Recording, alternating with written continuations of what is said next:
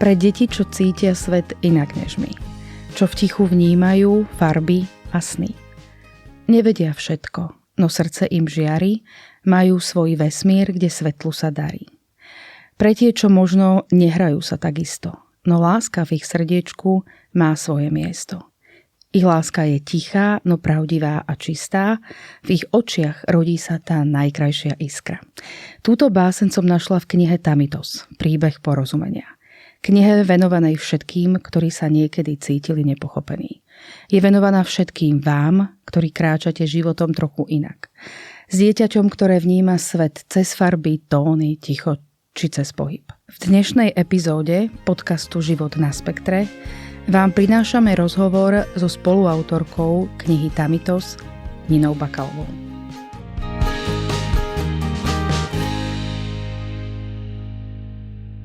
Ahojte, sme Katka a Vierka a prinášame vám podcast Život na spektre.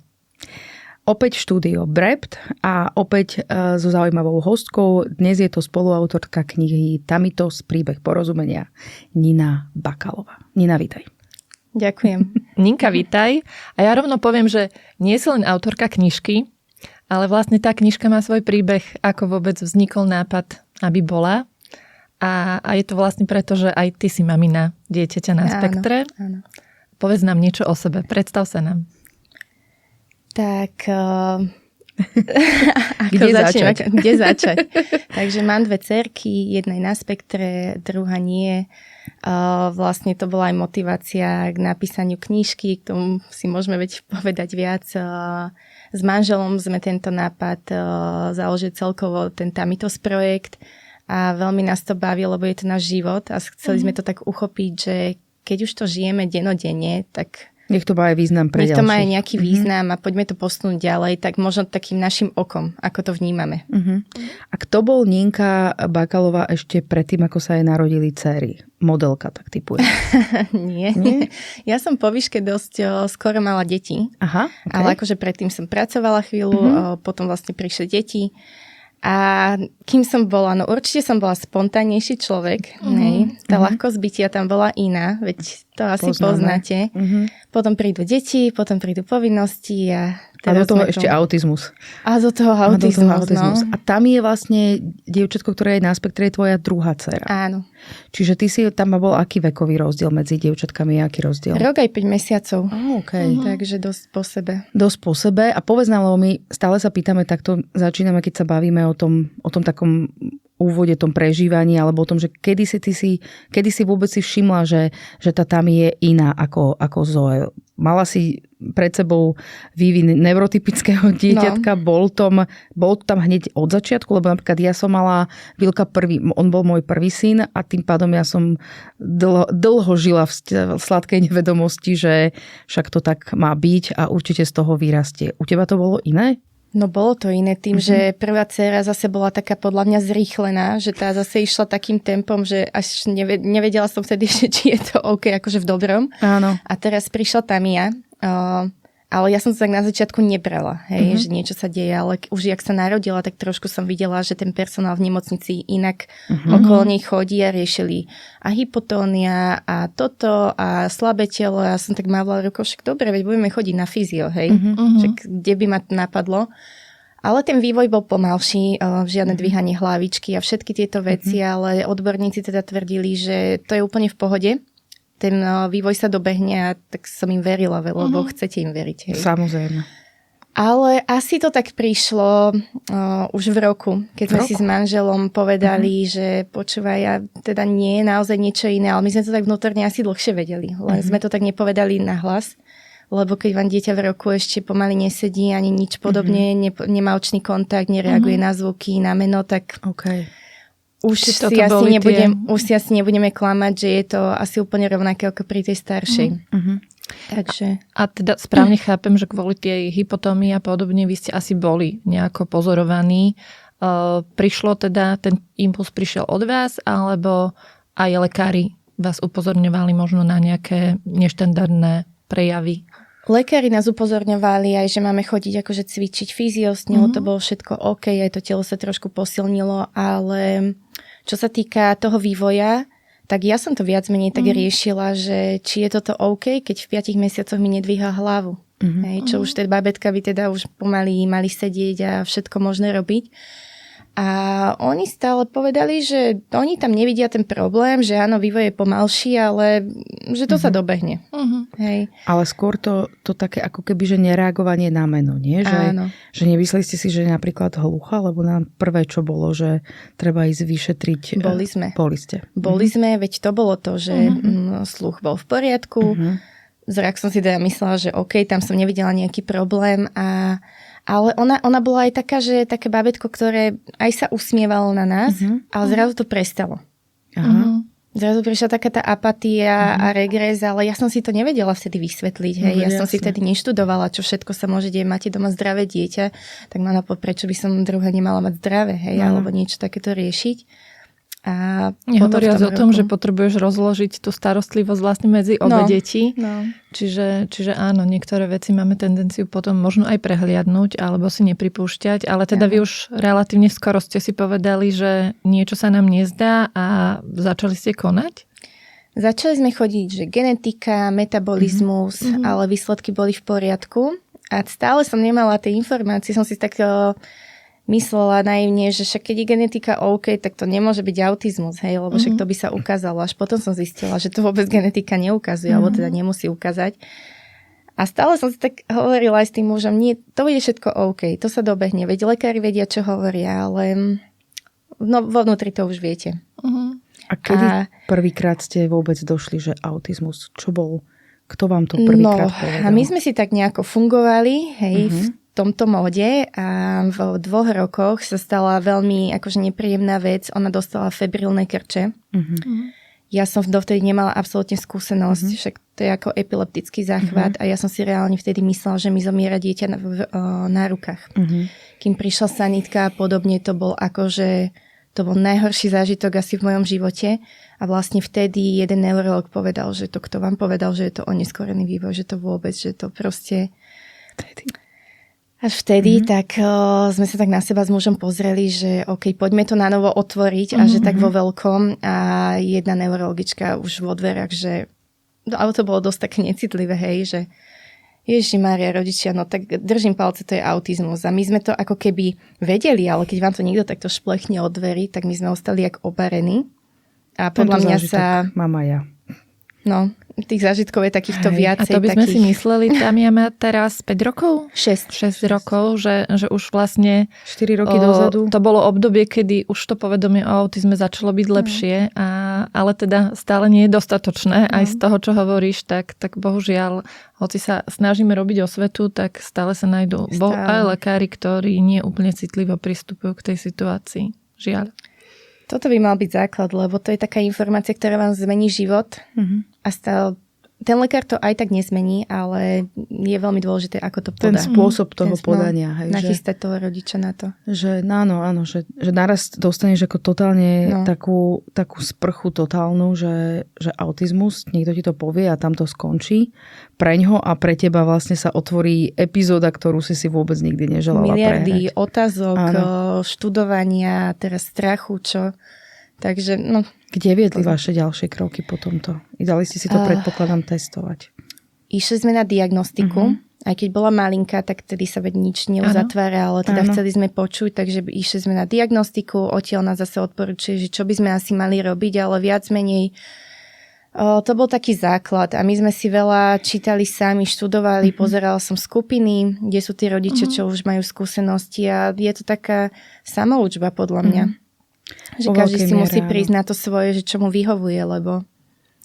To je zameranie na dieťa. Pracovali ste nejako aj so sebou? Že čo to zmenilo to napríklad váš vzťah? Vzťah to nezmenilo, nemyslím si. Akože určite to ovplyvnilo. Hej, tie debaty zrazu boli o inom.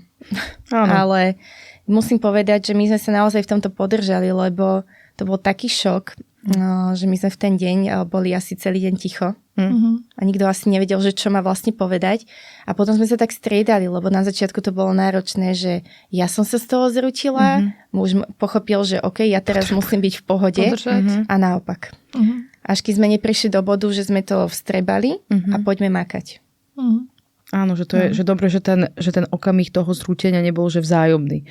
Že proste keď jeden sa zrútil, ten druhý ho supportoval a naopak. To sme pochopili, že toto nemôžeme spraviť, lebo máme druhé dieťa doma. Áno. Nemôžeme tu byť dvaja zrútení a potom sme pochopili, že nemáme byť z čoho až tak zrútení, že musíme si ten život iba nastaviť inak. Bude iný, ale nebudeme tu nad tým plakať, veď zase ten autizmus není niečo strašné, hej. A ako je na tom Tamia? Prepáč, Vierka? Áno. Ako je na tom? Je verbálna alebo neverbálna? Ja by som ho skôr radila do tej neverbálnej, aj keď používa nejaké základné slova, mama, tata, piť, papať, že toto si vypýta, zapni, daj, keď sa je chce. Mobil funguje? Či... No tak to po ňom báži, hej. To stále bojujeme s tou reguláciou, že to všetci. Niekedy mi to pomohlo, ale no není to pre ňu dobre, tak si ho schovávame doma všelijako. Dobrý sluha, zlý pán. No, presne. Takže Tami má teraz 6 rokov. Predpokladám, že ste asi absolvovali nejaké terapeutické, že čo vám fungovalo, nefungovalo, skúšali ste nejaké špeciálne terapie, alebo ako po tej diagnostike vyzeral ten váš život? Ona už chodila vtedy do škôlky, alebo nie? Tuším, vtedy ešte nie. Ja som mu potom dávala do škôlky kúsok tam, kde bývame, ale to bolo do klasickej škôlky. Áno. Hej. Nebola s nejakým zameraním, ale jej segra tam chodila, tak som bola taká pokojnejšia, ale ona tam asi nejako nezavadzala, tak by som povedala, ale ona sa tam neposúvala, lebo nevedeli ako na ňu a bola taká vyčlenená. Takže tam nebola nejako dlho. A potom sme chodili na ABA terapiu, TSMT, to vlastne chodíme od začiatku až doteraz. Skúšali sme aj logopédiu, ale vlastne tá ABA terapia nám to vtedy nejako, až dodnes nám to nejako nahrádza, že sme sa v tom našli. Skúšali sme aj Sunrise metódu, aj neurofeedback. Proste všetko, čo je na trhu. Všetko možné, až kým sme si vyčlenili, že čo funguje, aspoň na ňu a čo nie. Ten príbeh veľmi dobre poznáme, že to je fakt, ako že idete na začiatku všetko. No. Áno, ale asi sa to nedá inak. Ja nad tým rozmýšľam, že proste, že čo by som niekedy robila inak, ale vy proste neviete. To je permanentne, že nastaviť sa na to, že naozaj tvoj život v tomto je ako vo veľa iných zase oblastiach, že pokus omyl. Hej? Že pre mňa to bol skôr taký len stres, lebo ja si to pamätám, že moje najväčšie úzkosti boli, že či náhodou neexistuje niečo efektívne, na čo som nedošla, čo by mu teraz v tomto vývinovej časti pomohlo a ja to nemám. To si pamätám na tú úzkosť, ktorú som mala a mne skončila vlastne až tedy, keď som ho dala do škôlky, kde sa venovali poruche spektra a vtedy zo mňa tak akože opadla taká tá hrôza alebo tá úzkosť. My sme to tiež tak naháňali, podľa mňa môj muž to isté, on ešte viacej podľa mňa študoval, on bol taký, že keby týždeň mal 10 dní, tak akože my tam ešte napasujeme niečo, hej. Áno. Len ono to poprvé je to vyčerpávajúce pre rodiča, pre dieťa. Áno.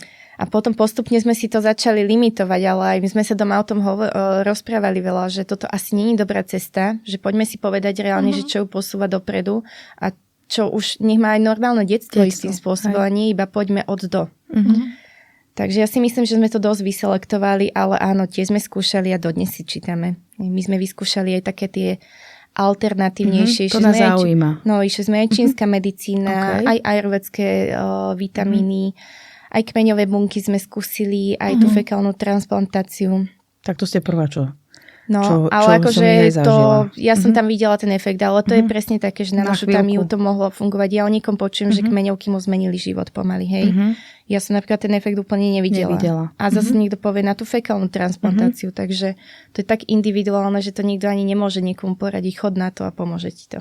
A ako to máš teraz? Ešte by si šla do aj možno takýchto alternatívnych riešení, alebo už to je skôr také to prijatie, že tá diagnóza tu s nami bude celý život a robíme s metodami alebo s terapiami, kde vidíme ten efekt možno ľahšieho začlenenia do života alebo rozvoja tej reči alebo podobne? Neviem, či 100% môžem povedať, že už by som nič nevyskúšala, ale ja som sa s tým tak zmierila, že poďme toto, čo funguje a treba non-stop pracovať s ňou, aj my sa to musíme učiť, lebo Doma je to ťažšie s ňou robiť. Hej. Ja som tak vďačná za tú škôlku a za tých všetkých terapeutov a ja tam akože sme tam klobúk pred nimi, lebo oni mi povedia, že ona dokáže toto a toto a ja tak pozerám, jak na iné dieťa tam, hej. A teraz prídem taká nadšená domov a ideme to spraviť a ona sa tak na mňa pozrie, že ako ty čo odo mňa chceš. No ale to je presne to, že tie naše decká fungujú inak v tom štrukturovanom prostredí školy alebo škôlky a my sme mami v prvom rade, nie sme terapeutky. A ty si teda mama ešte druhej dcerky a toho by som sa tiež rada dotkla. Zoe je staršia. Áno. Kedy ona začala vnímať, že Tamia je iná? Podľa mňa okolo 3. roka vlastne. Tam vznikla aj tá myšlienka knihy, aj keď akože prešlo veľa času. To vtedy som ešte nemala šajn, že toto sa udeje. Hej, k tomu to bude spieť, ale my sme sa o tom doma bavili a slovo autizmus sa zapadalo často a ja som aj tak čakala, kedy ona sa ma tak začne pýtať. Ja som rozmýšľala, bože, ako to ja vysvetlím, že asi jej neotvorím Wikipédiu a nezačnem čítať poučky o autizme. Ale ja som našla jednu knižku, veľmi jemne a tak ľahko napísanú pre deti a sme si o tom hovorili. Môžeme spraviť aj reklamu, teda neviem, aká je to knižka, ale viem, že toto rieši veľmi veľa rodičov, že aj naše kamošky, že či to povedať, ako to povedať a podobne. Výnimočný týmy, alebo tak trochu iný týmy. Áno, poznám to, máme to. A tam je pár vied a podľa mňa je to veľmi pekne napísané a tam sa stále spomínalo, že vlastne týmy je výnimočný. A ja som jej to začala čítať a sme sa o tom bavili, že vie, že tam je ako týmy, ona je výnimočná. Ona si to tak zapamätala, že vlastne ona ten autizmus neuchopila ako nejakú diagnózu alebo chorobu, lebo to som presne nechcela. A ona všade potom na ulici alebo deťom alebo v obchode hovorila, že má výnimočnú sestru, hej. Akože mne sa stalo, že v lekárničky dojaté, lebo ja niečo vyberám a oni už tam slzia a ja, že čo sa deje, nie? A proste tá Zoe hovorí nejakému dievčatku, ktoré sa pýtala, ty prečo nehovoríš na Tamiu? Ty jej nehovor, ona je výnimočná, ona sa to naučí, keď nie, nevadí, hej, a všetci tam akože išli. No áno. Táto detská taká prostorekosť, ale taká tá čistota v tom onom, že tam necítiš ten tlak, že nehovorí, ale možno sa to naučí a keď nie, tak aj tak dobre. Proste to je nádherné. Že v tomto máme my taký furt len, si to pamätám, len aby hovoril, furt. A toto proste tie deti nemajú a chvála Bohu, že majú súrodencov však. No, tak toto. A teda dotkli sme sa už toho trošku aj, že vtedy vznikol nápad na knižku? Vtedy ešte nie, ale ja som si to tak nejako zapamätala, že to bola taká pekná cesta u tých aj menších detí, ako im to možno že vysvetľovať. Lebo tých našich detí, takýchto špeciálnych, je stále viacej. Už je to úplne bežné, že pomaly v každej triede majú takéhoto spolužiaka, kamaráta na ihrisku. Proste je tých detí viacej a ja to vidím potom, že to nepochopenie v tých kutikoch, na ihriskách, v škole a preto nás to aj napadlo. Samozrejme, ten input je z toho, že chceme, aby sa tá naša dcera tu cítila dobre. Hej? Ale to nie je len o nej, však týchto rodín našich je tu XY, že poďme niečo spraviť, aby sa deti učili. Lebo povedomie, áno, musí byť aj u dospelákov, ktorí to šíria zase svojim deťom, ale podľa mňa prostredníctvom takého nejakého pekného detského príbehu, čo si budeme čítať večer, tak sa to dá naučiť. A nemusí to byť aj nátlakové, tam ani nie je spomínané napríklad v knižke, teda, že autizmus, hej, tam je inakosť ako taká, lebo tá inakosť je v akejkoľvek podobe. Áno, to je pravda. No. A teda výsledkom toho nápadu je táto krásna knižka, ktorú tu máme. O čom je ten príbeh? No. My sme to ešte nemali možnosť čítať, ale teším sa na to. Akože v podstate je to o našej rodine, aj keď to není o našej rodine. Viete, ako to asi myslím, že je to inšpirované našou rodinou. Je to o dvoch sestrach. Samozrejme, jedna je na spektre, jedna nie. Oni sa ocitnú v takom magickom svete, kde teda tá naša Tamia, tam sa volá Lumi, rozpráva a ona to tak vysvetľuje, že tie svoje pocity, že chcela odpovedať, ale nevedela ako a že ako sa cíti. Sú tam tie malé žabky Tamiti, preto sa to volá aj Tamitos, ale to je vlastne podľa jej mena. Od Tami. A tie žabky vlastne predstavujú tie autistické emócie alebo nejaké prekažky, čo majú tie decká každý deň, čo si my možno aj neuvedomujeme. Takže pomocou toho, ako idú tým magickým svetom a s tými tamitmi je to tak nejako vysvetľované cez zvuky, farby, ako to vnímajú, aj také odsúdenie toho okolia veľakrát. Tak je to, každá kapitola je inšpirovaná vlastne niečím, čo sme zažili. A ty si to teda písala sama, alebo s manželom, alebo ešte niekto ti pomáhal? Nie, spolu s manželom. To bolo také spoločné dielo, že viac menej ja som sa do toho pustila viacej, on sa zase pustil do iných vecí. Áno, o tom sa budeme baviť. Ale my sme to všetko spolu konzultovali a sme si povedali, že akú dáme tú kapitolu a toto by bolo fajn. Čiže je to spoločné dielo. To je úžasné, že mňa niekedy tak nápadne, ja viem, že to znie možno tak kruto, ale že tieto deti sa asi rodia takýmto rodičom, ktorí ešte nájdu tú svoju silu a odhodlanie, aby zase hovorili o tom a šírili to povedomie ďalej, aby naozaj, ako hovoríš, už od toho decka, od tých malých detí sa tie deti tak nejako prirodzene stretávali s tým, že proste nie je každý rovnaký a je to tak v poriadku, že naozaj my sme, veď povedzme si, že my sme, teda ty nie, ale my, sme ešte naozaj z tých čias, kedy deti, ktoré mali, či už boli len, že nemali proste dobrý sluch, alebo mali nejaký iný defekt, boli vytlačení, však tieto zariadenia boli proste úplne na perifériách miest a teraz vidieť rôzne typy aktivít, ktoré povedzme si ale, že tak nie z pozície z toho štátu, ale skôr od tých rodín, ktoré to prežívajú, sa ako keby, že dostávajú do toho povedomia a šíria tú také možno väčšiu empatiu a prijatie, že pre mňa to je geniálna vec a my sme za to extrémne vďační, však my s Katkou sme tiež tomu vlastne prišli len tak, že máme svoje práce, máme svoje deti, máme svoje rodiny, ale že skúsme vymyslieť aj takýto podcast, ktorý by šíril vôbec informácie o tom, ako vyzerajú ľudia. To sme mali pred chvíľkou, keď sme nahrávali vlastne už s dospelou ženou, ktorá má poruchu autistického spektra, ale poďme aj šíriť rôzne typy aktivít, ktoré sa tu robia a ty si presne toho príkladom aj vy s manželom, že ste si povedali, že nech to teda má nejaký vyšší zmysel, to celé trápenie a vy ste ale príbehom porozumenia a touto knihou len začali. Povedz nám, aké máte plány ďalej. Čo všetko ešte v rámci projektu tohto chcete? No, nás napadá toľko vecí, ale my si to tiež doma musíme veľakrát upratať, že postupne. Áno. Ale teda prvá bola knižka. Áno. To bolo také, že čo sa dalo najskôr a akože ja som sa v tom úplne našla. To je super. A ty si vlastne profesne predtým robila niečo so slovom? Zrazu som si povedala, že napíšem Zrazu som si povedala, akože mňa vždy bavilo písať, ale ja som sa tomu nikdy nevenovala. Takže dobre sa mi to písalo, lebo pre mňa to bolo taká jednoduchá téma.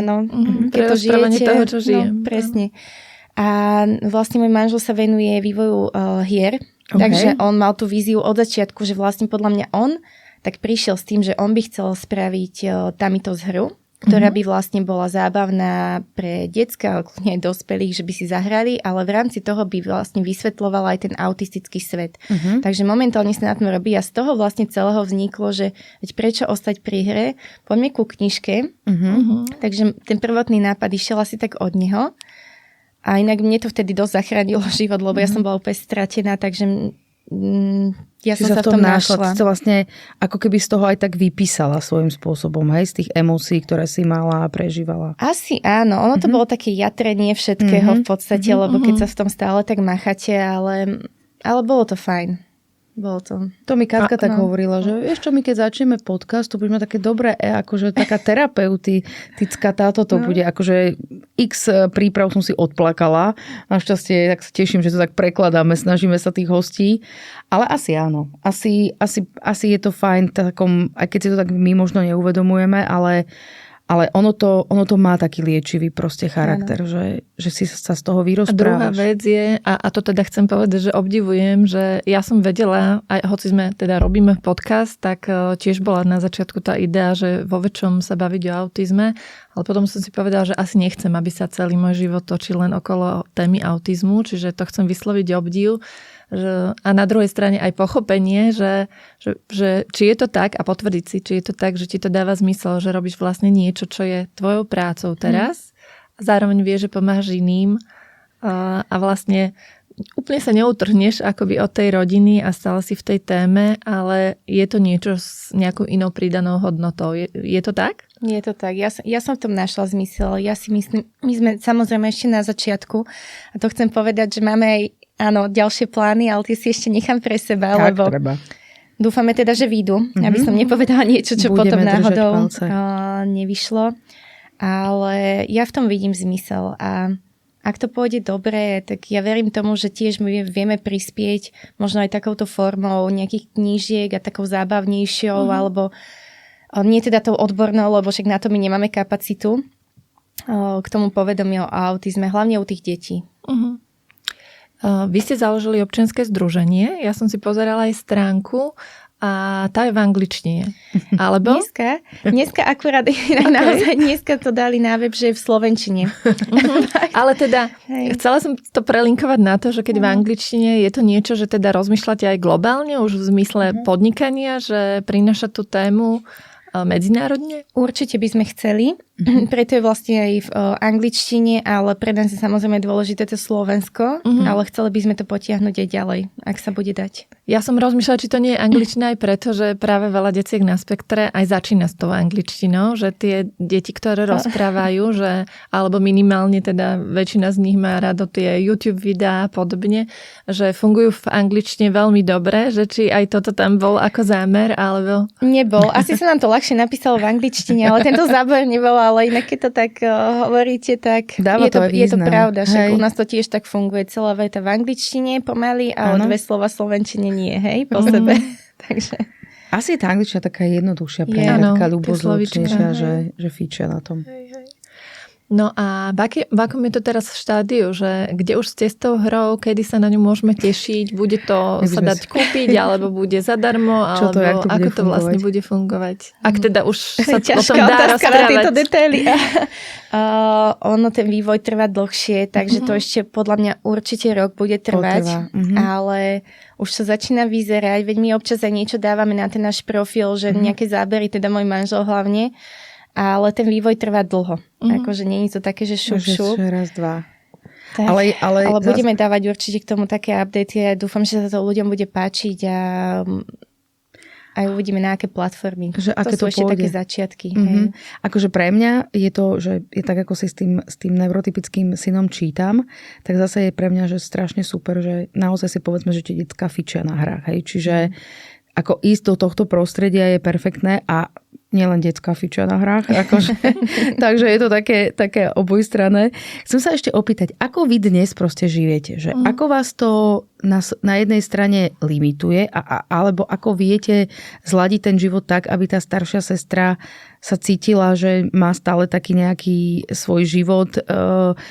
No, o tomto sa chceme pobaviť. No, toto je náročné. Toto podľa mňa riešime non-stop, lebo čo si budeme hovoriť, ten život sa točí okolo tej Tami a není to ani, že by sme chceli vyslovene, ale proste tie terapie, všetko to vozenie, ono to zabere čas. Áno. A aj doma ten čas je úplne iný. Ja stále musím okolo tej Tami behať, kartičky, vysvetľovať, stále mať akože v hľadačiku, čo sa deje, lebo akože ona je extrémne rýchla, hej? Je rýchla stále. Takže strašne rýchla. A tá staršia ide tak do úzadia, ja mám pocit, že ona dospela strašne skoro. A ona mi neskutočne pomáha, ale ja vidím, že keď jej prídu tí kamaráti, tak ona je zase takéto dieťa, takéto spontánne, nesputané. A keď sme doma spolu, tak ona je taký ten môj druhý terapeut. A ani to od nej nevyžadujeme, ale nejak prirodzene to ide. Ale ona zbožňuje tú sestru. Hej, naše si nejaký spôsob, ako sa oni dokážu hrať. A majú nejaké hry, hej, spoločné, že vedia sa tak prehrať spolu. No, skôr také bláznenie, naháňanie, štieglenie a takéto srandy. Ale snažíme sa aspoň, ako nám to čas dovolí, striedať si tu pozornosť, že dajme tomu, ja tu Zoe vezmem na také mini rande, to volám, ideme do kina, alebo čokoľvek chce, že čo ju baví, tam, kde tu Tamiu nevezmem, lebo chodíme spolu ako rodina, ale sú miesta, kde s tou Tamiou nemôžem ísť a potom je to o tej Tamii, hej. Veľakrát sa stalo, že išli sme do nejakého kútika a za 5 minút sme museli odchádzať. Hej. Veľmi dobre poznáme. To tak je. A stretla si sa aj to, čo si možno naznačila, že občas tie pohľady ľudí a podobne. Rôzne. Stretla si sa s niečím takým aj ty? Rôzne, akože nosím to veľakrát a aj to bol taký ten budíček z toho, že poďme niečo spraviť, akože pre ľudí. Ja nehovorím, že všetci, samozrejme máme tu extrémne veľa empatických ľudí, čo chcú pomôcť, ale podľa mňa ľudia by si mali uvedomiť, že nie hneď ukazovať prstom a súdiť, alebo ešte to komentovať. Hej, lebo tá mama alebo ten rodič v tom momente, keď je nejaký meltdown, má ťažké chvíle tak či tak. To dieťa má ťažké chvíle tiež. A do toho ide niekto okolo a komentuje vás ako osobu, kto vás vôbec nepozná. Tak no ako vám to pomôže? Takže stretla som sa s tým veľakrát, že ľudia išli okolo, ešte si tak slovne kopli, alebo aké mám nevychované decko, a jak sa správa, komentovať, to bolo hrozné. A na začiatku ja som sa z toho nevedela týždne dostať, lebo som stále nad tým rozmýšľala, že čo robím zle. Teraz som už akože obrnená, alebo už normálne drzo odfrknem, že prosím vás, že hľadte si svojho. Áno. Hej, ako podľa nálady. Áno. v ten deň. Ale však my sme proste len ľudia, ktorí proste tiež reagujú po svojom ako... No.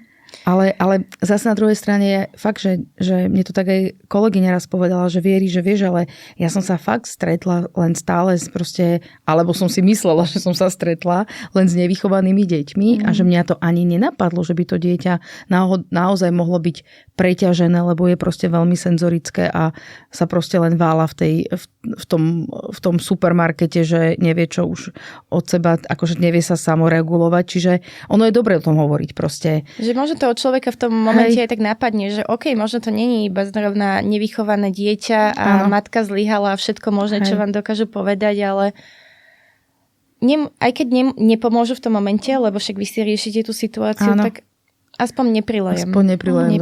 No. A keď sa bavíme, jedna vec je reakcia neznámych ľudí a druhá vec je reakcia možno tých priateľov, rodiny a podobne. Aký je tvoj zážitok v tomto smere? Našťastie pozitívny. Toto nemôžem povedať, ale podľa mňa s touto diagnózou sa aj vyselektujú ľudia, s ktorými sa stretávate.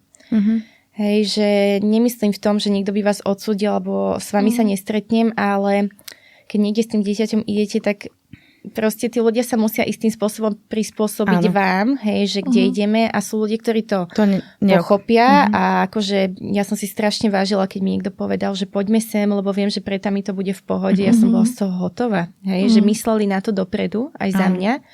To sú tie malé, veľké veci, ktoré úplne vtedy vlastne máš pocit, že si prijatá. No. A potom vlastne, keď ma volali niekde, kde som viackrát odmietla, že ja si to vážim, ale ja tam jednoducho nemôžem ísť, lebo to dopadne zle, tak keď nado mnou kývali očami, že čo som len nejaká premotivovaná alebo vyrábam problémy, že veď OK, ostan doma, tak som povedala, že proste musíte to pochopiť. Toto je náš život. Ja ju nebudem vystavovať seba ani zle, ani tým situáciám. A keď to pochopíte, tak sa môžeme stretnúť inde, veď ide asi o tú spoločnosť, nie o miesto. Takže ono sa to vyselektuje, ale naozaj musím povedať, že bolo to fajn. Asi mám okolo seba proste dobrú skupinu priateľov. Skvelé. To je akože, to je podľa mňa najviac. Akože to je najviac, lebo my sme sa takto s Katkou dali dokopy, kedy ja som keď mala strašne dlhé obdobie, že som to proste nechcela prijať, ani aj odmietala. Druhá vec, že som bola podporená aj odborníkmi, že Vilko má len akože poruchu pozornosti dlho a vývinovú, čiže naozaj, že mne hrozne pomohlo aj takéto, že priateľstvo s mamičkami, ktoré majú ten istý, ako keby takéto dieťa na spektre, aj keď každé to dieťa je iné, ale vôbec to prežívanie presne, že no asi som nebola kamuška veľmi dlho s tými, čo proste riešili, že druhý spánok nebol taký dlhý, lebo som mala pocit, že Páne Bože, čo vy riešite? Ja vôbec netuším, čo je druhý spánok. Ono je to tak, že potom tak prehodnotíte, že čo je vlastne sú naozaj malichernosti. Ja keď som si potom aj spomenula, že čo ma rozčulovalo pri tej Zoe, že tedy som mala pocit, že halo, že zabúca dieťa, tak som si iba tak poškrebala po hlave, že OK, tak toto vôbec nebol problém. Toto vôbec nebol. Ale je to prirodzené zase, hej, že nechceme to bagatelizovať, lebo presne, že aj my by sme také možno boli, len proste máme viacej naložené a podľa toho to musíme tiež ja som to vždy aj tak povedala, že to vôbec teraz neberiem, že všetci stichnite, lebo akože prichádzame a my máme iné starosti alebo podobne, lebo každý rieši to svoje s tým dieťaťom, hej, ale áno, to potom si niekto povie, že len druhý spánok. Toto ma tak napadlo. Ninka, my sa tu síce veľmi usmievame, ale asi každá z nás si prešla tým obdobím, kedy to bolo, že som na dne a už vlastne idem na, ako to povedala Janka Albertová, že alebo niekto mi to, niekde som to počula, že vyťahujem už tie síly niekde z pivnice, že už už úplne, že ťahám z posledného. Aj ty si také mala? Mala som, jasné. A čo ti vtedy pomohlo? Alebo ako si to vtedy... Ja ani neviem, ja som sa z toho asi vyplakala. Asi čo iné, lebo a ono dodnes príde taký deň, hej, toho vyhoretia, ale akože už je to asi lepšie. Ale predtým taká tá bezmocnosť, že čo bude? Nejak fungujeme non-stop a príde nejaký skrat v hlave a že takto mám fungovať stále a ako to bude vyzerať a to bude ešte horšie. Alebo otázka v budúcnosti. Tu som si reálne musela vtedy zakázať, lebo to bolo niečo strašné nad tým rozmýšľať, ale tie vyhoretia prišli. Ja som sa z toho podľa mňa vyplakala, prešlo pár dní a nakopla som sa a išla som ďalej. A dnes to máš ako? Podľa mňa takisto, ale už je to menej. Už je tých pádov menej takých. Ale vieme veľmi rýchlo, ako sa dať dole. To som si minula tak, keď sa niekto, že a čo bude s výlkom? A taký ten pohľad vražedný, že to čo je za otázku. A potom zase, ale ten život je proste tak hektický, že mne pomohlo COVID. Že ja keď som videla, ako decká nechodia do školy, ako proste začali chodiť v pyžamách, si hovorím, však ale veď ten Vili sa tam stráti medzi tým. Proste. A takisto taká benevolencia, akože mňa napríklad, ja som sa strašne dlho tešila tomu, keď mi hovorili, že čo je to za nevychované dieťa, lebo mňa to tak akože tak strašne mi to dobre robilo, že tak asi nevidno na ňom, že je taký chorý, že je to iba v tej nevychovanosti, ale tiež si pamätám tie pohľady. Ninka, čiže vy teraz fungujete tak, že ty malú odvezieš do škôlky, je v škôlke teraz, čiže a potom ešte máte nejaké terapie, alebo tá vlastne všetko tam... Nie, každý deň v podstate okrem piatku, tak ideme ABA a TSMT a vlastne ešte som zabudla spomenúť, že orofaciálnu stimuláciu. Ešte to chodíme a toto si vlastne striedame počas týchto dní. Striedame s manželom, alebo... Nie, akože striedame, že ABA, TSMT, ale áno, keď nestíham, tak ide aj on, ale ja to zastrešujem v podstate. Ty si hlavný manažer tohto celého. A čo robíš preto, aby si mala čas aj na seba? Tak. Alebo máš čas na seba? Alebo čo sú tie tvoje baterky? Čím sa nabíjaš? Ja neviem. Toto je pre mňa asi najťažšia vec, ktorú neviem vyriešiť. Vždy je to chvíľkové, že si tak poviem, že už idem myslieť na seba a niekedy sa mi to aj podarí, alebo si dám takú motiváciu, nie, tak aspoň budem, ja neviem, chodiť cvičiť, alebo budem s tými kamoškami viacej, ale vždy je to na chvíľu. A potom zase padnem iba do tých povinností a za pár mesiacov sa zobudím, že že zase som zabudla. No. A toto ideme dookola. A vieš si predstaviť, že by si napríklad našla nejakú opatrovateľku k dievčatám, teda vlastne nielen k Tami, keďže ešte aj Zoe potrebuje asi... Akože úprimne viem. My sme toto riešili dlho, už roky predtým, ale ja som to dlho tak odmietala, lebo však syndrom ja sama. Nevedela som si to predstaviť, aj keď istým spôsobom by nám to pomohlo podľa mňa ako rodine. Takže... asi tak pred pol rokom som si povedala, že dobre, ja vyskúšam. Áno. Vyskúšam nájsť, ale ja som to dala aj na sociálne siete, na tie skupiny, lebo som išla aj cez tie overené stránky, tam akože malinko a podobne, ale že vyskúšam aj ten Facebook, hej. No, akože katastrofa, nemyslím ľuďmi, ale tými reakciami. Ja som bola zhrozená, že ako ženy si dokážu naložiť v tejto sfére a akože čo si tým vôbec dovoluješ mať opatrovateľku? Že sa nestaráš sa o vlastné dieťa? Nestarám sa o dieťa, čo si to dovolujem. Mám autistické dieťa, má sedieť na zadku a akože to išlo. Samozrejme, tam bolo aj kopec pozitívnych komentárov, tam sa normálne strhla hádka žien. Ja som už iba tak pozerala z diaľky, že do tohto sa nejdem zapájať, ale tedy som pochopila, že aké je to stále také medzi tými ženami tabu, alebo ja neviem, že tu pomoc prijať, ale podľa mňa by nám to pomohlo, ale nemáme. A momentálne asi som na to zase trošku zanevrela.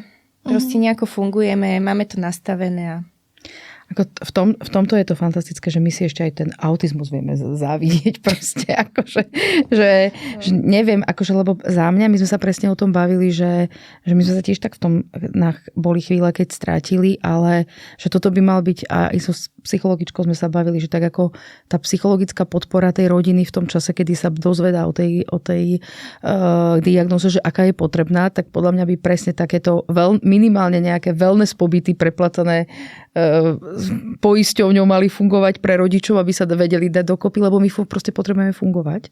A ja som si uvedomila, že to nerobím len kvôli sebe, ale že keď ja padnem, tak tá rodina padne so mnou. A táto opatrovanie je podľa mňa, akože je to to úplne bežné všade vonku, len pre nás to je taký akože stále ako keby, že zlyhanie matky. Čo my teda tu mega búrame, že podľa mňa tá sebahodnota je o tom, že si viem popýtať tú pomoc a keď si ju môžem dovoliť a viem zorganizovať, tak treba ju aj proste prijať. Čiže... Akože ja takto, keď natrafím na človeka, ktorý by k nám zapasoval a sadol by si aj s deckami a vedel by to s Tamiou, tak ja by som to prijala. Ako vôbec to môžeme poňať ako výzvu. Kto by bol rád? Ale ja sa teším, lebo čoraz viac sa nám ozývajú napríklad aj na naše konto na podcast študentky, ktoré sa študujú treba liečebnú špeciálnu pedagogiku a chcú sa zaoberať práve témou autizmu, čo si myslím, že je dobré, lebo skutočne, ako sme povedali aj na začiatku, tých neurodivergentných ľudí pribúda a vlastne my ako spoločnosť sa na to potrebujeme pripraviť. Ja si myslím, že aj tá knižka je krásna cesta. Ďakujeme. Tešíme sa na hru, že to tak bude. A možno ešte tebe by som dala také slovo, že ak ty máš nejaký odkaz pre poslucháčov, pre maminy, pre ocinov, že čo by to bolo?